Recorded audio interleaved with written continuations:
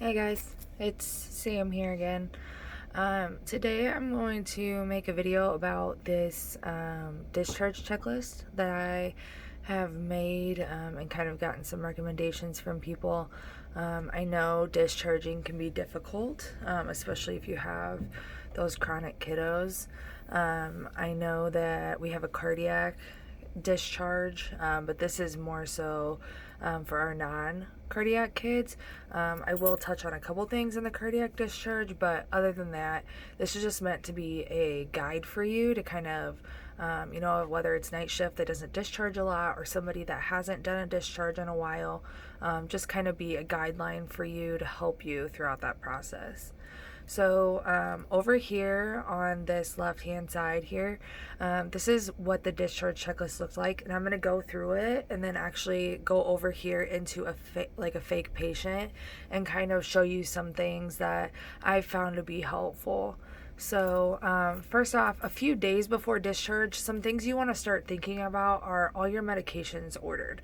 Now, I know we can't do this too early, but you always want to have, that conversation with the providers, like, have we ordered the medications? Really, really important. Have we gotten prior auths for those medications? A lot of the medications that our chronic kids are on require a prior auth.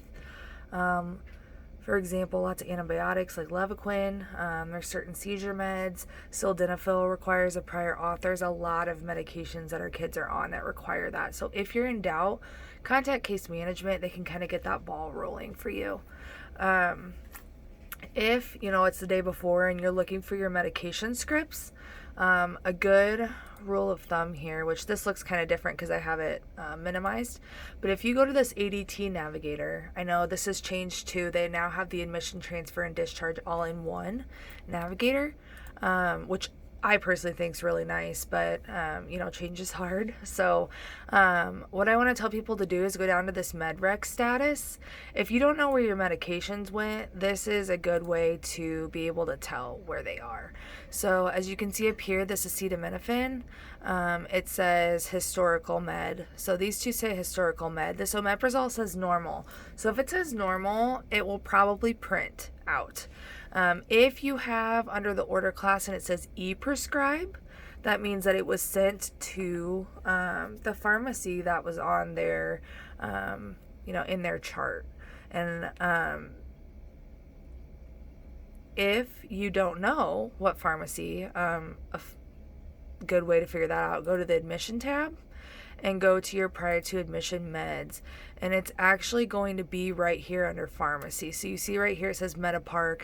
It might tell you, the CVS in Washington, or this certain pharmacy.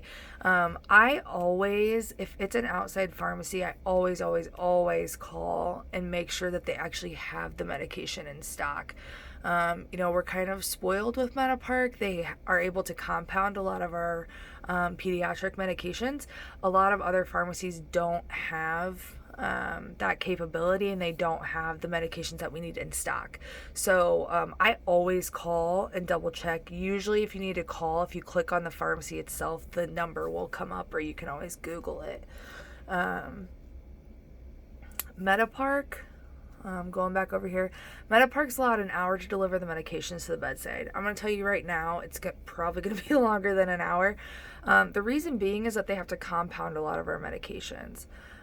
For example, omeprazole. That's one that's a big one. The solution of omeprazole takes a long time to compound. So if you have a kid with a lot of medications, most likely a lot of them are going to be compounded, and it's going to take a while for them to do that. So just keep that in mind when you're trying to get your medications.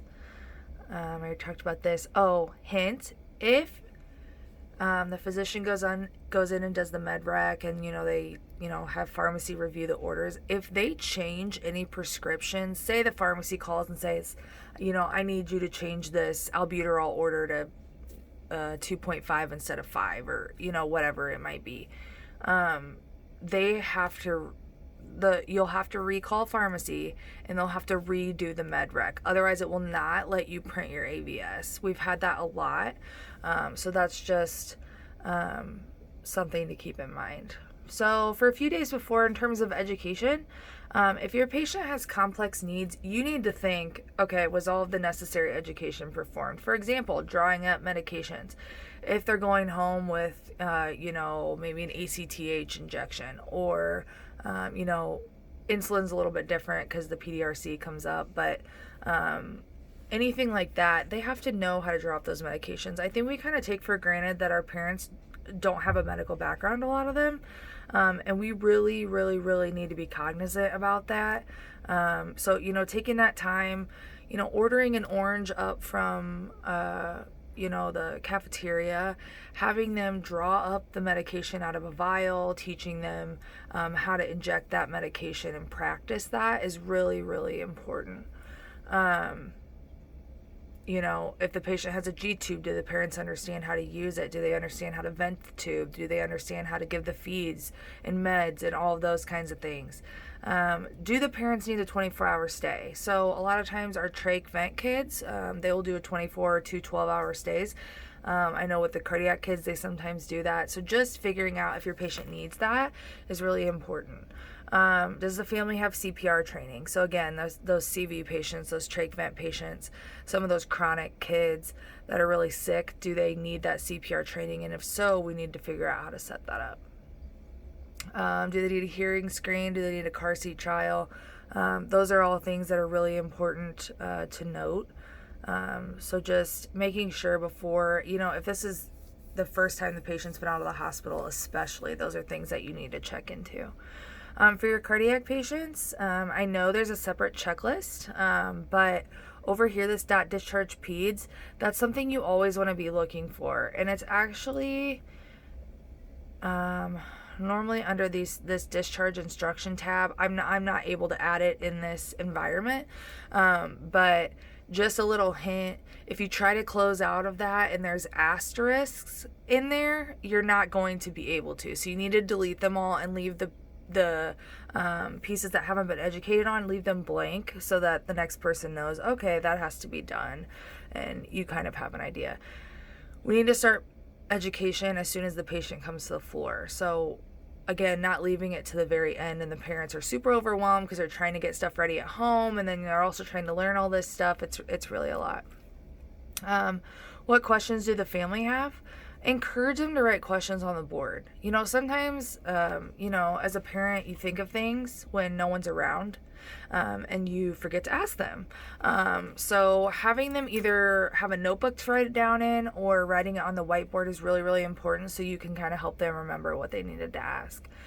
Does your family need any supplies? This is extremely important. You need to begin this process as soon as possible. Brett Gentry is who deals with home supplies. If your kid needs a nebulizer, they will come, they will give the nebulizer to the family, and they will teach them how to use it. They set up home feeds, G-tube supplies, trach vent supplies, all those kinds of things that are extremely important when a kid goes home. I know we've had problems with home feeds lately, not being in time. Just trying to be proactive about that and making sure that case management has already, or discharge planning has called and made sure that they have that, prior to the day of discharge. Kind of already talked about that. If the patient's discharging on a weekend or a holiday, you really need to be proactive because you need to make sure you get those follow-up appointments before Friday afternoon, and have that ready for them to go.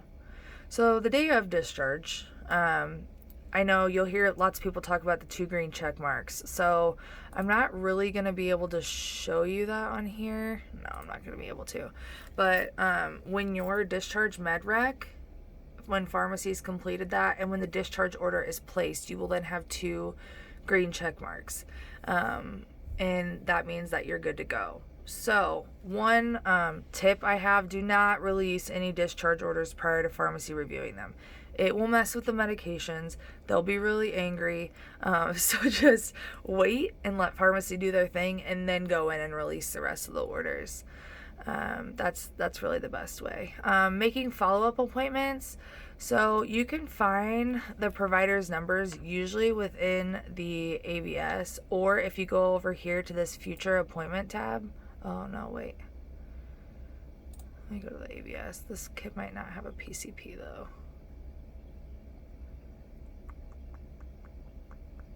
Nope. So this one's kind of weird because it doesn't have a PCP put in, but normally you can go on the AVS and find out who their provider is, and you can schedule any appointments with them and put it in the AVS for them to know. Is your education complete? So a good place to add education is Stay Well instruction. A lot of people don't know about Stay Well, or they kind of forget. I love Stay Well instruction. I use it all the time to educate families. So it looks kind of, let me just bring this over to the middle, sort of. Looks kind of like this. There we go. So it doesn't have everything, but it has a lot of stuff. So, depending on what your patient's, diagnoses is or whatever. Say they have a G-tube and you want to provide them some education for that. So you've got your G-tube down here. So you can click on that and it kind of shows you what's in there. How to care for the GJ tube, places to keep their healthcare providers' phone numbers in case they need to call them, different types of feedings, and then we can write in how much to give each feed. The really nice thing about Stay Well is down here where it says edit, you can actually go in and edit this to be specific to your patient. So if you wanted to go type in the provider's number, you can do that. And if you want to, maybe the patient's not on gravity or bolus feeds, or on continuous feeds, so you want to delete these two to not confuse the parents, those kinds of things. And you can write additional instructions in here. That's all really, really helpful. So when you add these in, they'll actually print out with the discharge instructions. There's not always a ton of meds on here, but like sildenafil's in here. If your patient, this is a new medication, you definitely want to add this and print it out so that the patients know, or the parents know, what side effects this medication has. I know recently we've had some kids that have gone home that the parents weren't aware of the side effects of this new medication, and now they're dealing with the repercussions of that. So it's really, really important, that we educate them on that. So that's Stay Well. I love Stay Well instruction. I really highly recommend that you use it. Back over here, if your patient is a cardiac patient, we need to make sure the discharge checklist has been completed. Is your required documentation completed? So most of you guys know we have to complete our CPGs. We have to complete our education. So going into the education tab, if you click on all these and then you hit resolve down here, and I usually just put education complete, then it's going to resolve all those ones that you did. And then for care plans, similar thing. So if you document like you normally would if you were going to write a note, this is what I do when I discharge, because I think it's easier. You put outcome achieved on all of those, and then at the same time I go in and write my discharge note. So I'd say Duncan is over here I kind of put some different things that I write in a discharge note. So the discharge destination, Duncan is going home with family, per doctor's order. Patient is in stable condition. I always put what condition they're in at discharge, who they're discharging with, so with family. Discharge education provided, teach back complete. So that's usually what I do. If they have a My Child, I put that I took it off and those kinds of things. That way you're completing your care plan. As you can see up here, you're also writing your discharge note. You also have to go in and remove any IVs, obviously, and chart that you removed them. That's really important. So what about discharge instructions? I'm sure you guys all know how to print out the AVS. One thing that we ran into this past week is sometimes if you go into the AVS, it will say up here, patient has home medications, and it will not let you print that. So basically what you have to do is if the patient does have home medications, you need to mark this as yes. And then it's going to ask you were the medications returned. So you would put yes. And then go ahead and close out of that. And that's going to let you print that then. It just wants to give you that double check. Like, did you give the patient back their home meds? So that's really important. So then, oh, you know what? The last thing I forgot to talk about is the med details. This is another thing I always do. So they give you this nice little med details sheet. So you can go ahead and mark, when the patient can have these medications. Let me see here if I can. So like the Tylenol is as needed. And then over here in the comment, I write last dose. Say it was 2/18 at 9 a.m. I try not to write military time because most families don't know that, but and then like this is daily, so you do morning, and then you could say last dose 2/18 at 9 a.m. If it has the last doses on here, it will not print out. Don't ask me why. I think it's stupid, but that's why I always write them in like that. You can also add comments if there's specific times you need to be taking it, like 8, 2, and 6, or 8, 2, and 8, whatever that is. You can always write those in there. And then you're ready to print your ABS. So when you print the ABS, you're going to go through that with the family. Over here, one important thing, you want to let the family know they're going to get a survey in the mail. And that, them completing that survey is important to help us be, the best floor that we can be. So I always give them a heads up. A couple other things at the end there. Does the patient need transportation or EMS? Usually case management has already set this up or given them a gas voucher, one or the other. But that's always important to ask. Does the patient have breast milk? We've had a lot of kids that have had breast milk left down in milk lab. It's easy to forget because it's not on our floor. But if the patient is breastfed, you always want to call and make sure that they don't have any milk down in the milk lab. If they do, you can just run down and grab it. And then lastly, remove your MyChild and give it back to the PCL. After they discharge, you want to take all the equipment out of the room. Because that kind of holds up cleaning of that room. So any pumps, suction, toys, anything like that, we want to remove all that and clean it. And then obviously letting your charge nurse or your PCL know that the patient discharged is really important. If you guys ever have questions, and that's it for that discharge checklist. If you guys ever have questions about discharges, I'm more than happy to help. And so just come find me. All right, that's it, guys.